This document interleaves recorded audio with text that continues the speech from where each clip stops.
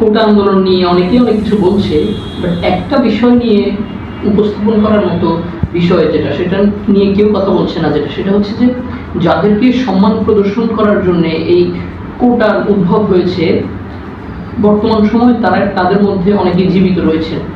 আপনারা কি তাদের মতামত শুনেছেন? যদি শুনে থাকেন তাহলে দেখবেন যে তারা কিন্তু কোটার পক্ষে কথা বলছে না, তারাও কিন্তু মেধার পক্ষে কথা বলছে। কেননা তারা যে স্বাধীনতা সংগ্রামে অংশগ্রহণ করেছিল, মুক্তিযুদ্ধ করেছিল, দেশের জন্য অনেকেই প্রাণ দিয়েছিল, তাদের প্রতি আমাদের শ্রদ্ধা।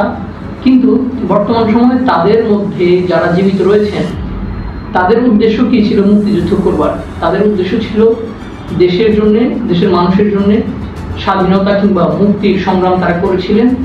তারা কোনো কিছু পাওয়ার জন্য করেন নাই, তারা নিজেদের অধিকার প্রতিষ্ঠা করার জন্য সেই স্বাধীনতা সংগ্রাম কিংবা মুক্তিযুদ্ধ করেছিলেন।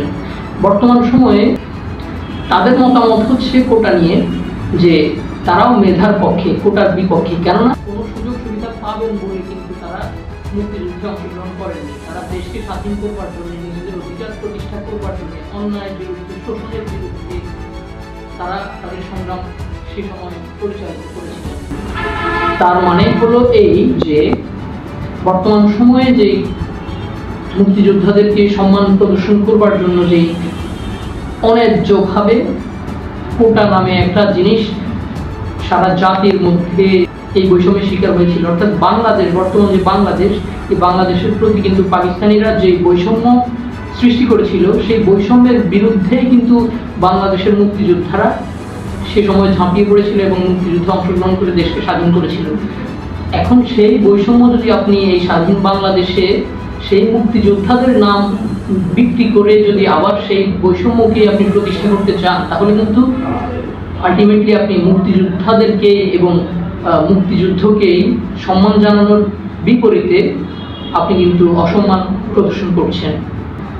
বাংলাদেশের প্রথিতযশা একজন আইনজীবী জেরাই খান পান্নাসার, তিনি ৭১ টিভিকে একটি টকশোর মধ্যে তিনি বলেছিলেন যে তিনিও কিন্তু একজন মুক্তিযোদ্ধা, এবং খুবই দুঃখের বিষয় হলো যে তিনি মুক্তিযোদ্ধা হওয়া সত্ত্বেও তিনি মুক্তিযোদ্ধার সার্টিফিকেট গ্রহণ করেননি।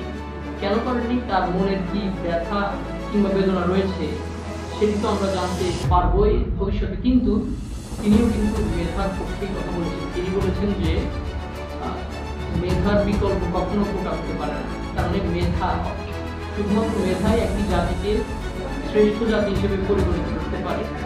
তো যে মুক্তিযোদ্ধারা দেশকে স্বাধীন করেছিল কিছু না পাওয়ার জন্য, যে মুক্তিযোদ্ধারা নিজেদের অধিকার প্রতিষ্ঠা করবার জন্য যে স্বাধীনতা সংগ্রাম করেছিল, সেই মুক্তিযোদ্ধারাই যেখানে কোটার বিপক্ষে, সেখানে আপনি কি করে তাদেরকে সম্মান প্রদর্শনের জন্য কোটা প্রথার মতো একটা অন্যায্য, একটা বৈষম্যমূলক একটা সমাজ ব্যবস্থা প্রতিষ্ঠা করবার চেষ্টা করছেন?